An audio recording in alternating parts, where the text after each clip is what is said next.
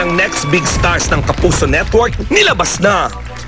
Sa April issue ng Yes Magazine, ipinakilala ang mga Kapuso Next Big Star o ang mga sure bets ng Kapuso Network na papasikatin at bibigyan ng GMA ng malaking pangalan sa mga susunod na taon.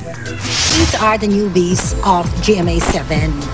So some names may be familiar to you because they have been coming out, or some names not yet familiar, pero ang sinabi ng executives, including Miss Annette Gozona Progar, Miss Wilma Galvante, Miss Libeth Razonable, and Miss Ida Henares, ay sila ang nakikita nilang magiging sikat within the next 3 years. Let's hear what these newbies have to say. Some included on the list are... Mixed emotions po. Super happy and honored po ako kasi napasama ko. Yes Magazine, parang isa po yan sa mga pinaka-top na magazines, showbiz magazines dito po sa Philippines. So super happy and super honored po kasi first time ko po nalagay sa Yes. So nakalain na mapipili rin ako ng mga boss natin as someone to look out for.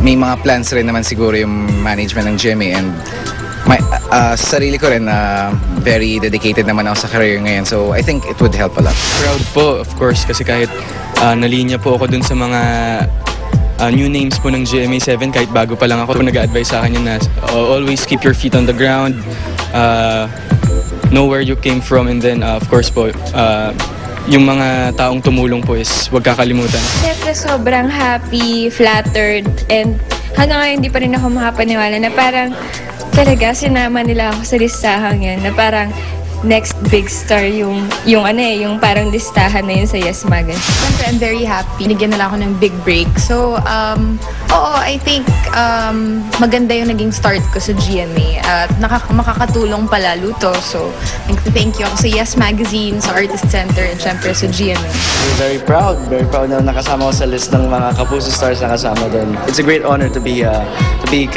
involved sa magazine na yun. To be recognized by the big bosses ng GMA.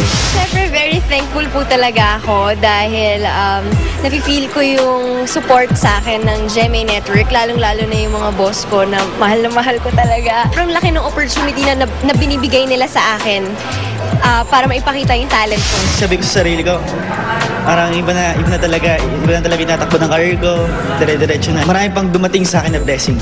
I'm thinking, what is important for these newbies is to grasp that this is an opportunity of a lifetime. There are thousands wanting to be stars. They have already been chosen, in effect, by the executives of their networks. They shouldn't flub it. They shouldn't waste it. They should take very good care of it. Wow! The next big thing, diba, in showbiz. Yes, talaga ang Yes Magazine. Buti naman. At ang mga Kapuso sa syempre, diba? Oo, at saka karamihan dyan yung mga bagets sa Party Pilipinas like Elmo Magalona, si Bea Binene, Francesca Far, all the next generation stars of GMA, diba? So congratulations.